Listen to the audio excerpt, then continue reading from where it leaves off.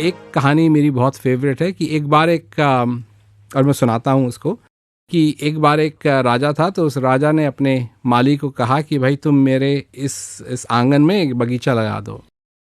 तो उसका जो महल था वो पहाड़ी के ऊपर था और नदी थी नीचे पहाड़ी के। तो जो माली था उसको हर रोज़ ऊपर से नीचे आना पड़ा, तो उसने एक बांस लिया और बांस में आगे और पीछे एक एक मटका लगा दिया। तो 2 मटके लग गए और वो नीचे जाता था नदी में और पानी भरता था और ऊपर ले आता था। ऐसे करते करते करते काफ़ी समय बीत गया और काफ़ी फूल भी लगने लगे। तो एक दिन वो आया तो उसने देखा कि उसके जो पीछे वाला मटका था उसमें एक छेद हो रखा था। तो उसको लगा कि अब क्या करूं मैं, तो वो करता रहा, उसने छेद वाले मटके को बदला नहीं। एक दिन जब वो आया अपने मटकों के पास तो उसने देखा कि जो पीछे वाला मटका है वो रो रहा है। तो पीछे वाले के मटके के पास वो गया, उसने कहा तू रो क्यों रहा है?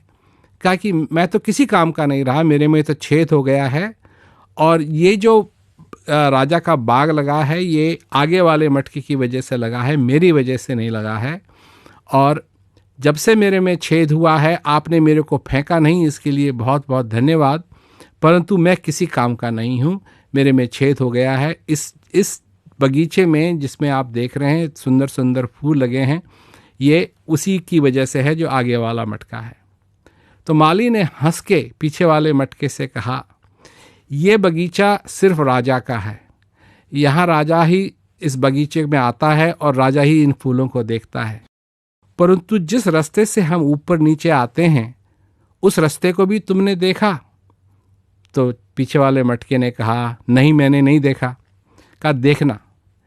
तो दिखाने के लिए ले गया वो, तो उस मटके उस रास्ते पे बड़े सुंदर सुंदर फूल खिल रहे थे।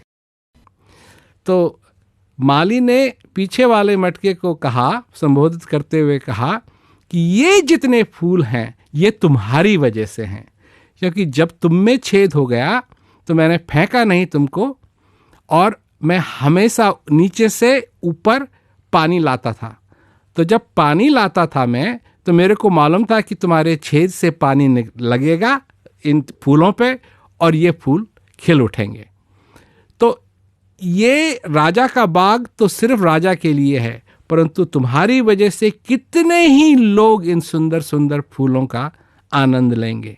इसलिए अगर तुम्हारे में छेद भी हो गया है तो तुम अपने आप को निकम्मा मत समझो, अपने को ये मत समझो कि तुम किसी काम के नहीं हो, क्योंकि तुम्हारी वजह से ये सारे फूल खिल रहे हैं।